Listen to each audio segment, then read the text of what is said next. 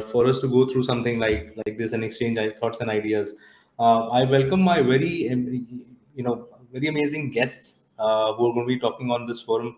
Mr. Sharat Chandra, he's my dear friend from many blockchain conversations in the past, and he's presently the lead for strategy and research at EarthID. And I also welcome Anshul Rustaggi, who's the founder of Totality Corp. Welcome, folks. Hey, Anshul. Hi, Samrat. How are you doing? Pleasure to be here. Looking forward to our conversation. Thank you so much for making it to today's symposium. Hi, Sharat. I can see you now. Hi, Samrat. So thank you, gentlemen, for making it. So what started as an idea, and some say that Neil Stephenson had predicted metaverse in a book called which was a sci-fi book in 1992, right? Yeah, So snow some crash. people say snow crash, right? So they say that he had predicted the metaverse in 1992, and what started as some science fiction is now reality, and we're all experiencing it as we talk. And today we've gathered to discuss more about it, how people will interact, transact, do economics, do activities in the metaverse.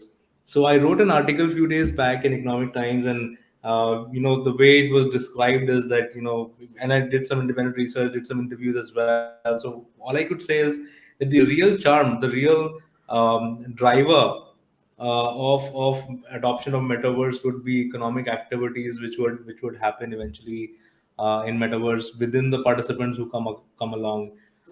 It's also got to be a combination of different objects and, of course, ownership of objects, change of these ownerships, etc., which will drive a lot of news and hence adoption of metaverse as well.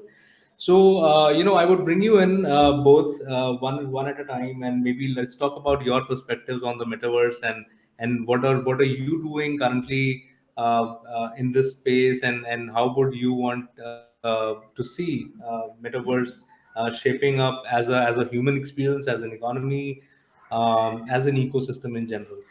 So let's start with you, Sharat. Let me bring you in here and ask you your perspective. So you can also start with describing what you're doing at EarthID. Right.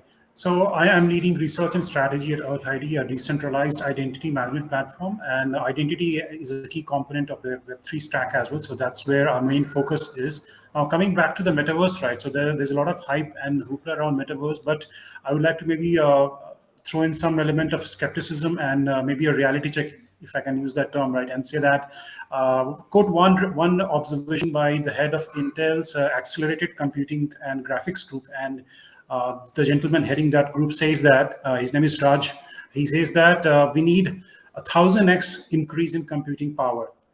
Yeah. And we don't have the network infrastructure, be it the 5G, right? So 5G is still months away. So the spectrum launch may happen in May 2022, hopefully. And again, there's a proper process, right? How it actually rolls out, then commercial deals do happen. So the testing is there, but when it comes to high speed, low latency network, we are still not there yet. Now let's go back to the computing capacity yet. So the Intel says that, quoting by the Moore's curve law, right? Computing capacity increases every 2 to 3 years. So even if you look at that curve, in the next 5 years or 6 years, we'll still be at not the optimum level of compute, right? So to actually have a seamless experience in the metaverse. And he gives an example of, let's say, if you want to put two people in the metaverse and see how they have an immersive experience with respect to touching objects, or let's say 3D modeling frameworks, right? So we're still not there yet, again, but we need to build the right tools or bricks and shovels, right? So that people can at least start entering the metaverse, right? Yeah. Great That's my take. Sharat. Yeah. Fantastic. Anshul, why don't you let us, throw some light on your perspectives about the metaverse? Sure. So, hi everyone. I'm the founder of Totality Corp. We are creating Zionverse, which is our Indian metaverse system based around Indian culture. So I think before I come to the metaverse, a very quick thing about Web3 is that, to me, Web3 has three components. It's immersion, it's ownership, it's integrated economics, right? Yeah. And ownership is the reason why you need decentralization and blockchain. And how we look at the metaverse is that the metaverse is a more immersive gateway to the Web3 itself, right? um, our view is that the metaverse isn't like the utopian view that 7 odd billion of us will be there all throughout, able to have exactly the way we look right now and have that amount of clarity. I think that's utopian. I think if we look at the immersion aspect, which is where a lot of people are going with the metaverse, because a lot of what is happening with Ready Player One, the movie, and the novel with Facebook, a lot of focus is on VR Yeah. and immersion itself. Our take is coming from a gaming background, that immersion also has a spectrum, right? So what Google Pay did with respect to scratch cards was actually a more immersive and a more integrated economics way of doing payments, right? What you do with 2D games is very immersive, and what you do with 3D games, i.e. Minecraft, etc., is Yeah. already very immersive, right? So the Yeah. world has already moved towards a more immersive way of interacting with each other, whether that's Minecraft in terms of the box looking, voxel looking worlds, or that's Fortnite or PUBG where the art is a lot more clear. I think that Yeah. immersion has already happening. And now Yeah. what Web3 is saying is that every interaction that we do needs to be more immersive, right? So we have been talking about gamifying education, gamifying finance with Robinhood. So that's Right. happening. The other big change is ownership, where the user is the owner on the blockchain itself and decentralized. And lastly is integrated economics. So for me, the triad of all these three factors is Web3, and Metaverse is sort of a way to access this Web3 in a more immersive manner. And I think that change is already, to me, happening. And I'll make the big comment saying 2021 was the year when the mass adoption of it really started, and we are going to see a very seamless transition to the metaverse and to Web3 over the next 5 years. Awesome, awesome. And I think with advancement and adoption of mobile technologies, there's a prediction that 70% of the population will be connected by 2025. So I think those are the things which will eventually, and that's my perspective, uh, where I see that, yeah, people will engage with immersive experiences. And as I said, it was science fiction once, and then became reality with games. Our Gen Z has left no stone unturned in adopting those immersive experiences in the form of entertainment. Now that sort of moved over to commerce with immersive shopping as well. We see a lot of those applications, shoppertainment sort of applications, already live and making big waves, on those sale days. So yeah, definitely, great perspectives, both of you gentlemen. Thank you so much. So the way we've structured this discussion, and some of our pre-discussion, some of our prep discussions as well. So let me touch upon the first part which we were talking about, which is the tech stack. That's the biggest question when it comes to any technology, and especially Indian folks talking about it. That tell me the tech, tell me what's under the hood. How can we pick this up? How can we run with it? So would you like to throw some light on the tech stack which you see, which is helping shape the metaverse? And do you also feel that this will drive um, adoption, both from brands and individuals? Should I go first? Oh yeah, you could pick it up. Okay, great. So I'll break it down again in the three factors. So I'll first tackle immersion. So as far as immersion is concerned, see, right now what we are defaulting on is what has already built for immersion, which is like Unity game engine, Unreal game engine, which were already, so in terms of mobile gaming, Unity is already the leader in terms of most mobile games created. A lot of gaming companies also have a custom engine. We are building on top of Unity as well, and I think that will be the stack. Both Unity and Unreal are probably two leaders in this space. We may see a third one emerging in this category as well, primarily because they are more well integrated with the blockchain. But as far as immersion technology is concerned, Unity and Unreal are really taking the lead there, both mobile as well as XR, right? In terms of ownership, since it has to be decentralized, that's where a lot of blockchain is coming. Now, I think that's really an area which is going to change, right? So far, obviously, we have had two proofs of consensus protocol on the blockchain, which is proof of work and proof of stake, where proof of work is primarily Bitcoin and Ethereum wants to move to a proof of stake, hopefully end of this year, next year. But we are going to see more proofs and consensus protocol, right? There is no reason why another blockchain won't come out, which will be proof of gaming, proof of interaction, proof of socialization, proof of whatever, right? It's a way for us Proof to of X, proof of X as they call it, right? yeah, I exactly. mean, I sit within the Ethereum ecosystem, and I can tell you, there are players who are talking about um, new protocols every day, and you know, even within the Ethereum ecosystem, we are building a standard for layer twos. So Correct. I think you know, you're spot on when you say that there is definitely a need for new protocols which are, you know, more custom made or more purpose made for metaverse or gaming sort of applications. Yeah, and um just yeah, go I'll ahead, go I'll ahead. just add to that quickly, Samrat. I think one part is this idea that people have that look, eventually the dollar's equivalent is either Ethereum, etc. I think that's completely incorrect, because cryptocurrency is a way to make sure that whatever proof you have, there is a sustainable way for you to transact that proof between people who are either investing or people who are either doing that labor or that work or that staking, etc., etc. Right? So it isn't equivalent of a currency. It is not that, oh, the world has whatever 50 currencies or only top five which are mostly traded and five protocols will exist. My Yeah. view is this is like technology, right? So it is a technology which is actually helping you codify consensus, and this will be one area where there'll be probably the most rapid sort of innovation as we keep going forward. Right, right. I agree.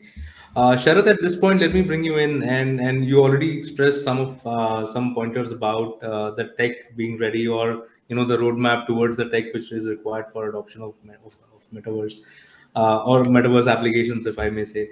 So yeah, what are your perspectives on the tech stack which will shape all this, and do you think the that you know, convergence and singularity should be the theme towards the adoption?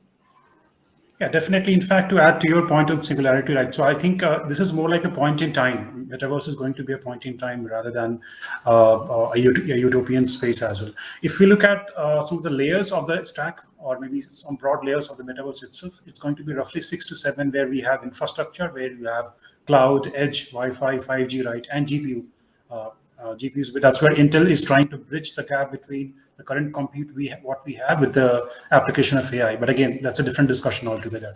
Now, if you look at the human interface, right, that's where how you enter metaverse using AR, VR, right. So, recently, I saw one news when one startup, again Solana-based one, they are creating a browser-based metaverse interaction experience rather than putting on a head glass. You can just log into that browser.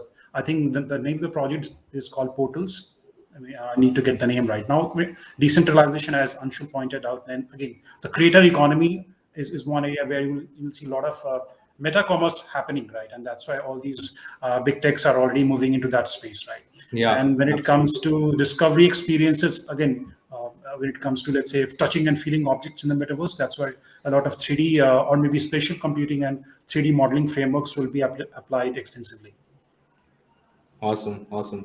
No, these are some you know, fantastic insights, and I'm sure people who are watching this live session will benefit out of your perspectives. You know, but just a quick note to the audience, guys. If you have any questions, you can post it on chat. I will take it up with the speakers. It's hard to get people who really understand metaverse, so please make full use of this time that you have. If you are watching us and you have any questions, just do post it on chat. Coming to next the next section, and it leads me to think, you know, the perspectives that you've already given us. What do you think, what do you see as the technological changes which will be? Of course, there is connectivity, you both have pointed out. So there is connectivity which absolutely needs to get upgraded. But what else do you see as the paradigm shifting technologies which are required? So, for example, I mean, the internet was born at one time, but then it took about 20 years for Uber to get born out of internet and GPS technologies coming together.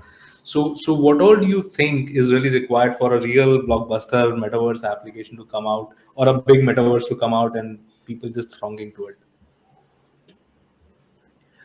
I could see a lot of privacy preserving techniques or technologies, like say we have zero knowledge proof and how we can protect the individual data, right? Because data will be the currency in the metaverse, right? I mean, tokens and data will be the new currency in the metaverse. So, and there were a couple of instances where people were kind of abused in the metaverse, right? So, how do you ensure that individual rights are protected? That's where a lot of discussion also has to go around data protection, data privacy rights, and what are some of the new technology tools which we can leverage to take this journey ahead in that direction, right? So I think privacy preserving techniques, zero knowledge proofs, and that's where a lot of blockchain primitives will be applied. Okay, okay. One of our viewers also asked a similar question around privacy. So I think you've addressed that very well, Sharat. Thank you. Yeah, Anshul, how would you? Yeah, sure. So I think like GPU for immersion, I think for us to really get to that part where it's digital twin, many people, interacting with each other at the same time, definitely need a lot more hardware upgrades. I mean, even in terms of gaming, yet we do not even have more than 100 people playing with each other in sort of one instance or one shard, etc. Roblox and others are trying 1,000 people, Yeah, but we are really talking about millions of people. So there is also the back end development of data sharing. How do you actually transfer so much data in a real time basis? And lastly, in terms of transactions, CPU, right? Like suddenly when you have a million people playing together, even if it's not in the same room, right? Like we know Polygon crashed when that we started writing all that data on chain for just 100,000 odd people. Consider like Fortnite and PUBG, which concurrency can be in hundreds of millions, right? yeah. So this handling of data and transaction per second is actually still at a very, very nascent stage for us to even start writing this data on chain. Exciting, exciting. And this is one question which I have, which is a follow-on question to what I just asked. I mean, do you think, are we going to see more GPU farms coming up, and more fossil fuel being burned to power these GPU farms? And this is something absolutely impromptu which just came to me, but I think it's quite a relevant question, because point in time everybody will realize, at some point in time people will realize that, yeah, of course, there's entertainment and commerce, everything is fine, but yeah, what are we doing to the planet? So do you see more GPU farms coming out, or do you also see a more sustainable computing, or sustainable? I mean, very recently I read a report around sustainable gaming. So yeah, what are your perspectives on that? Yeah, so it's a good point, and I think it's a very relevant point in terms of computation. As we actually move towards better protocols, we'll be able to. So obviously, layer two already cuts down a lot of energy consumption. Yeah, I'm sure we'll do a much better job on protocols. However, for immersion, right, it's very difficult to not like. We want more immersion, we want more realism, we want sort of more things which are not possible in the physical world. yeah, Net it would be an energy consumption. The only sustainable way I see it is more sustainable energy sort of production, rather than saying that, hey, let's not go towards that immersion.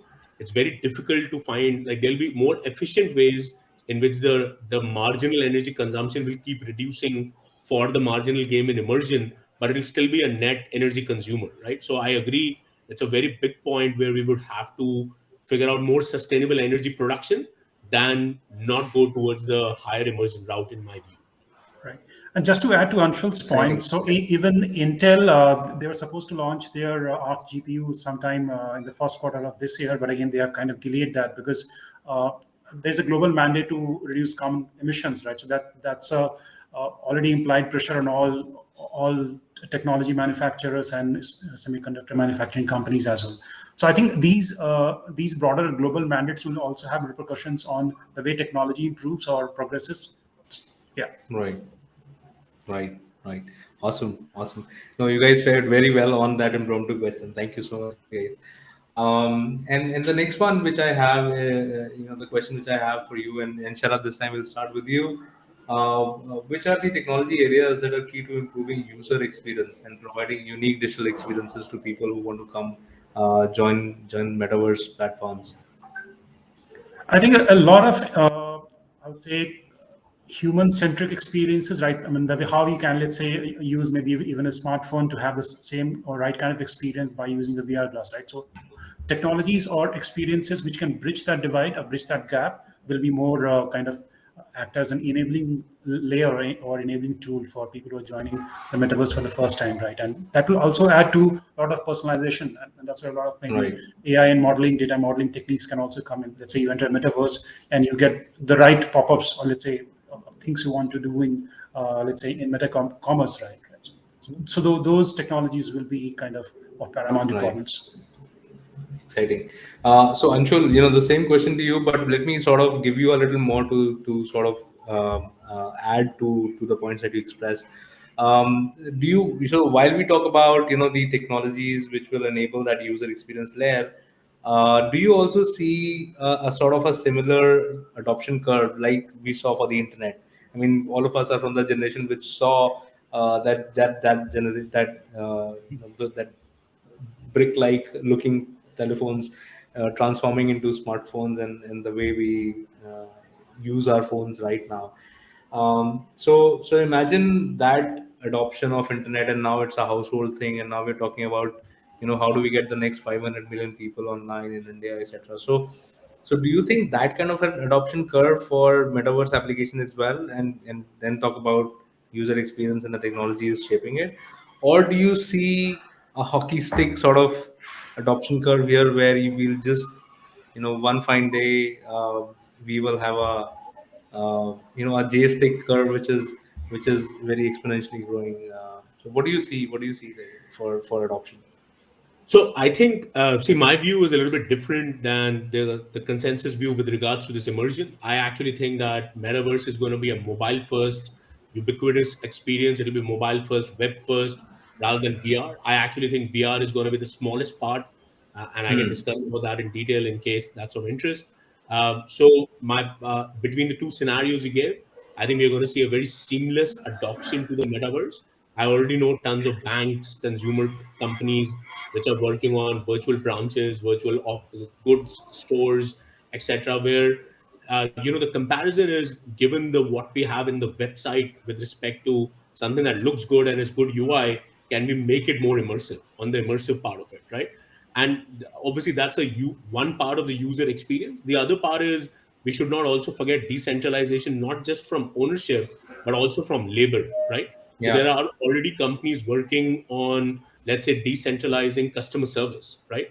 So what Yeah. already happens on Amazon is if I'm a verified customer, it, I give the reviews.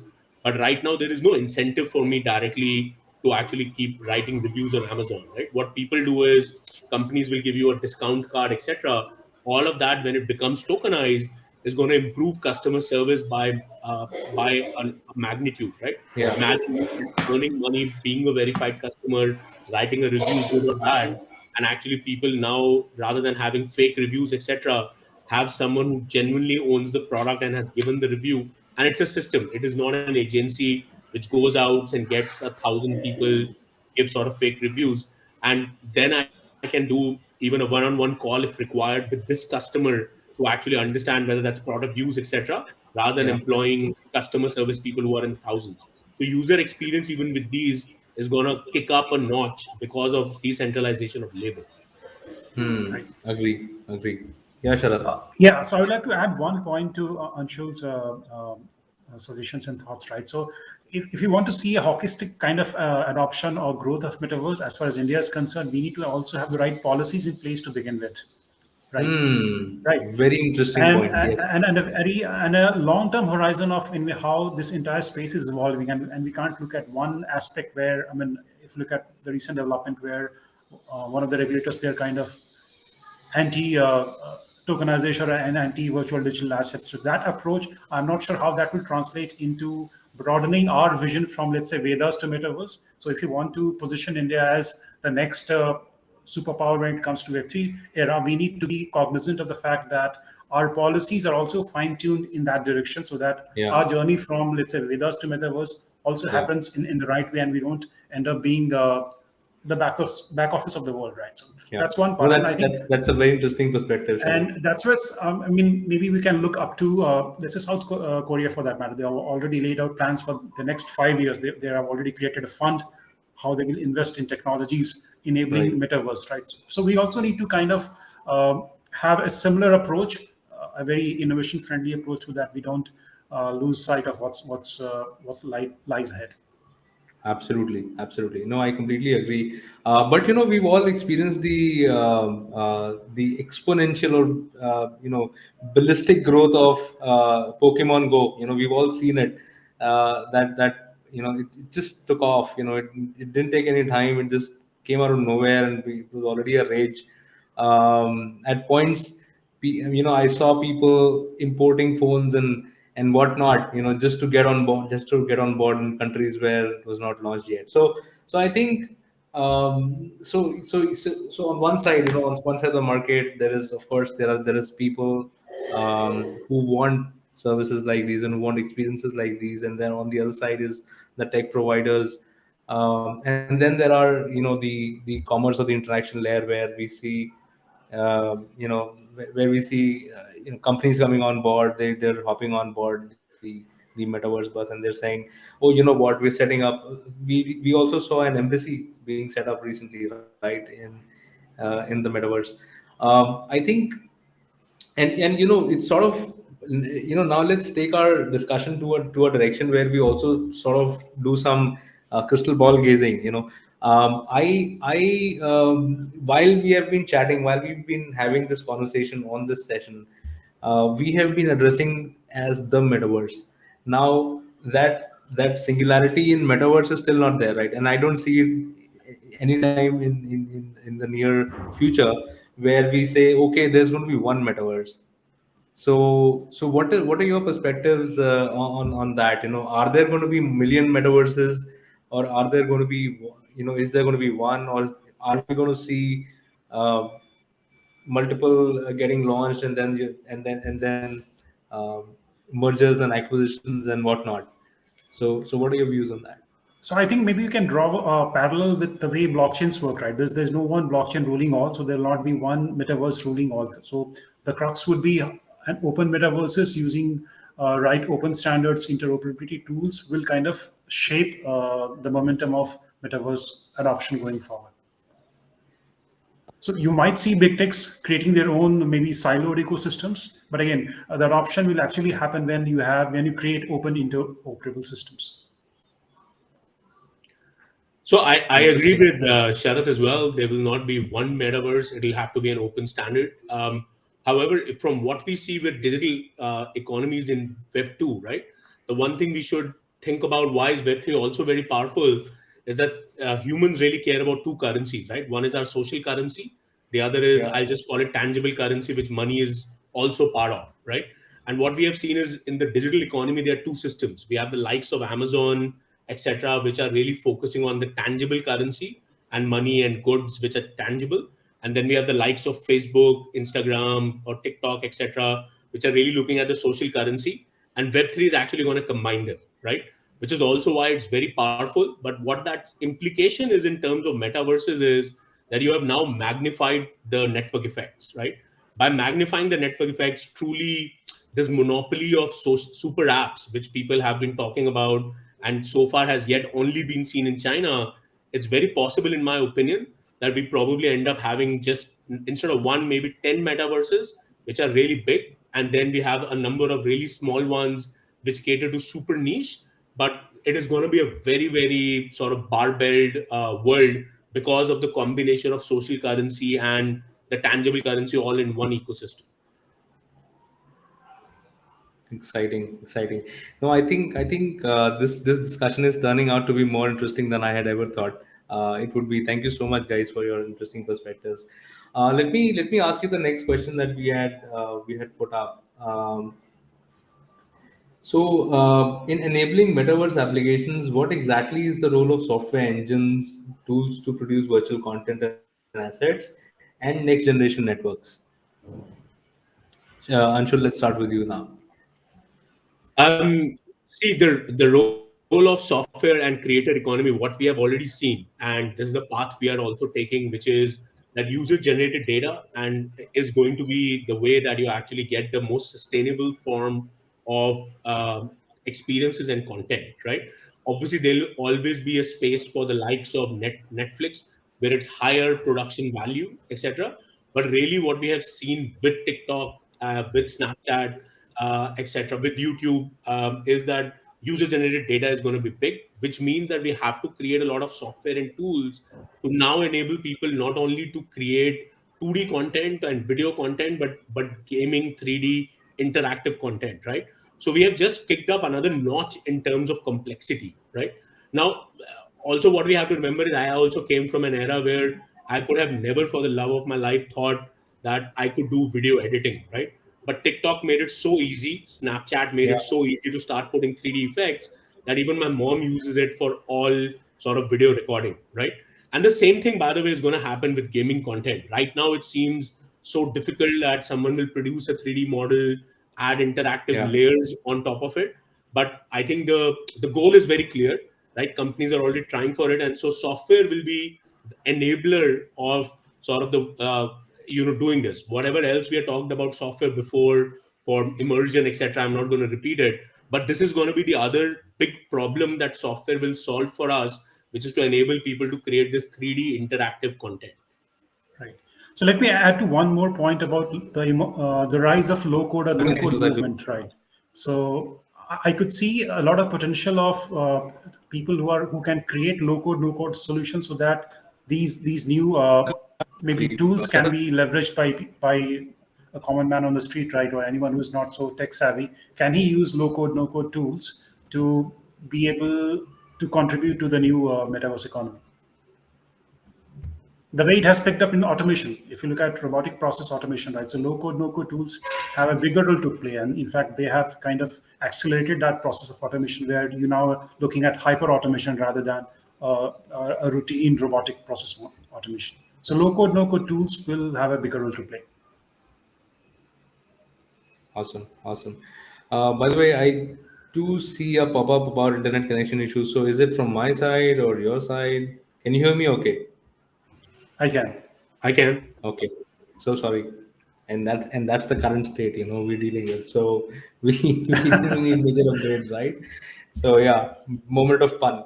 But yeah, we've been getting some really interesting questions on of course on the chat. One of the guys also asked about, since we had the question about software, somebody also asked about, what could be a good path for somebody who's starting out in metaverse, and they want to be relevant in life, and they want to be making good money as a developer. What should they be doing?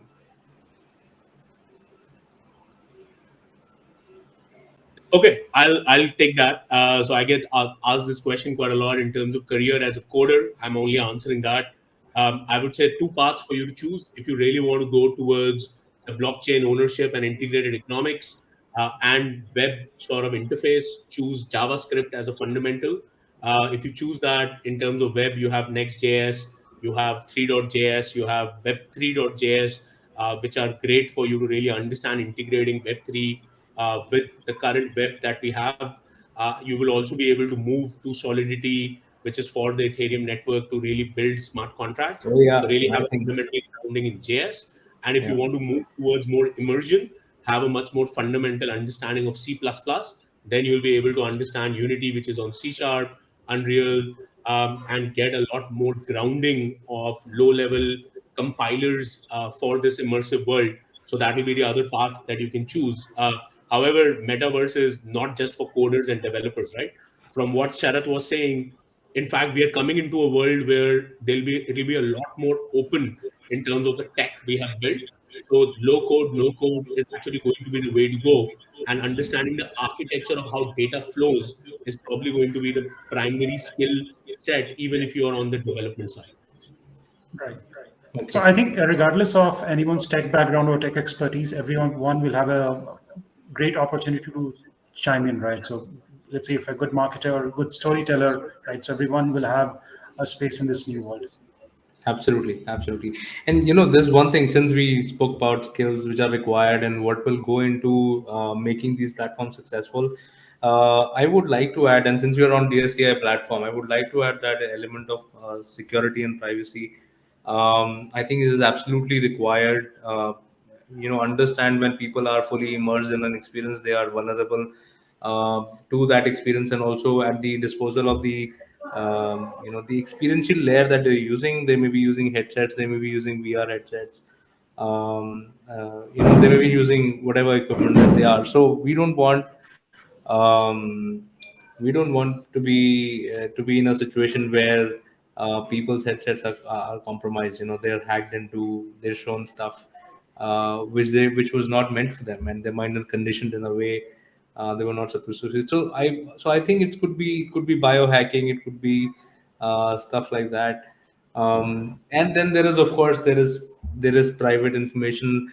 I'm hoping, this is just my perspective, not really representing any company here. This is my perspective, but I do believe that the definition of PII will change, and it will start including many more elements uh, to it, which may be linked to my usage of the metaverse, and where I stay, which metaverse I spend time in, what elements I interact with. So I think all of that, when it is linked back to my digital persona, that also will form PII. But just my view, again, crystal ball gazing. So yeah, with that, let's move on. Let's move on to maybe our last segment, and then we'll sort of take up the questions which people have posted. I do see great questions coming in, and please keep posting these questions. We will take up the questions towards the end of the discussion. We just had the last question now. So guys, what do you see? What is the role of AI in modeling and the experience improvement, given the access to troves of psychological and situational data? Of course, the kind of data that I was just talking about. Then, what do you think is the role of AI in shaping up these experiences? And of course, what are the potential outcomes of the learnings that we will derive out of that data getting collected? And do you also feel that AI rendered 3D engines are central to generating dynamic and absolutely immersive experiences? So let me go with that first. Samrat, I also would need to step out after this. I have a hard stop at 3. Sure. So in terms of AI, I think we already know in Web 2, personalization is very important, all AI driven. That will continue to be the case, particularly also if you have to start interacting in a 3D human, that will, add more elements to it. Already happens in games in terms of NPCs. We are going to see more of that, but also synthetic media is coming out to be a very important aspect, right? So in terms of creating large cities, there is already a program which is written for Minecraft where it can actually take geospatial data of any city and recreate that city in Minecraft itself. So I think in terms of synthetic media, creating of cities, creating of avatars, like we have a technology where it takes your selfie and creates your 3D avatar in a voxel. I think we're going to see a lot more synthetic media applications using AI and computer vision, because that will be very necessary for immersion and personalization of data has already been very big in Web 2, and that will continue in Web 3. With that, I'm sorry, I'll have to step out, and it's been really great to sort of have this conversation. Sure, Anshul. I'm hoping you're stepping out to build something great for us, and wish you the best for that. Thank you. And thank you for your time for today's session. Your points were really insightful, and I will still continue with Sharat, and we will still try and address some questions which have been posted by the audience. Thank you so much, Anshul. Cheers. Thank you. Thank you. Yeah, so just to add to Anshul's point, since we're talking about data privacy, so AI has also a bigger role to play when it comes to synthetic data. So Yeah. synthetic data is like creating a new data set out of some elements of personal data that will also help companies or individuals or even entities who want to kind of abide by the existing data regulation. So that synthetic data can be shared for marketing purposes with third party. sources, right? So I think synthetic data will also have a bigger role to play. Now, you also spoke about education, right? So immersive education is also picking up in a big way, where kind of some schools in UK and New Zealand, they're using immersive education to kind of stimulate or simulate, let's say, disaster response to disaster experience, like say earthquake or flood, right? So very interesting. Yeah. So let's say if kids are kind of exposed to a mock drill in immersive environment, and that's where how you can protect they are not exposed to something which is not suited for them. So technologies and rules, regulations, which can be enforced right in the true sense of the word, will also have a bigger role to play. Okay. No, that those are some great insights, Sharat. Thank you so much for your ideas that you shared today. So there's one question which I have around, the aspect that we just discussed. So, do you think we are going to be entering into a metaphysical state where we start deputing our digital avatars to do some certain tasks on our behalf? So, for example, this session, or maybe a meeting at office. I wanted to do this session. I did not want to do that meeting. So, can I appoint my avatar to go ahead, do that Zoom call on my behalf, and address questions the way I would? Of course, after sufficient training. I mean, it might seem far-fetched at this point in time, but again, I do see this happening. The way banks are moving into metaverses and opening their branches, right? So maybe for a normal, let's say, a mortgage application where you actually need to go to a bank to actually get your documents processed, I think some part of due diligence can be done through legally verified avatars, right? And that's where a lot of interplay between the way KYC rules play in the real world vis-a-vis how it will play out in the metaverse world, right? So let's say you can have a DigiLocker to verify your PAN or Aadhaar, right? Can the same model be replicated in an immersive environment? So there also has to be a bridge when it comes to regulations. What will hold true in a physical world might not hold true in a digital world, or people would care less about how you're doing KYC in a physical world vis-a-vis the digital realm, right? Agree. And I'm sure there are going to be more elements to KYC when it comes to that. Um, uh, and just building onto that thought. So since you said that there could be so many experiences which will be intertwined, if I may call it, with the physical world and the meta world. How do you see the handoff? How do you see seamless handoffs or seamless experiences between the physical and the metaphysical world? I think that's the biggest friction or pain point where maybe startups and entrepreneurs need to come in and make the Web3 onboarding experience seamless. It's not as seamless as you, let's say, download a Paytm app or on any wallet, right? So, and there also has to be enough literacy and education around, let's say, using a Web3 wallet, right? And whether can we have a composite wallet which can act good enough in a physical setting as well as a Web3 setting. So let's say maybe an advanced version of maybe a DigiLocker, right, which can work well, act as a Web3 wallet as well, so that it can act as a bridge between these two worlds. Okay, exciting. Perfect. So I think we're now towards the end of our session. So I would just quickly pick up maybe one question. I think mostly we've spoken about. So I'm just browsing through the questions. Interesting session. So thank you so much for the good comments which have come in. Ecosystem development we've already spoken about, and interoperability. Of course, interoperability, you touched upon that as well. So thank you all for attending today's session. There were great questions posted, and I hope that our speakers have been able to address it. It was really exciting. Thank you so much for your time, Sharat. I pass it back to Anisha. Thank you, Samrat.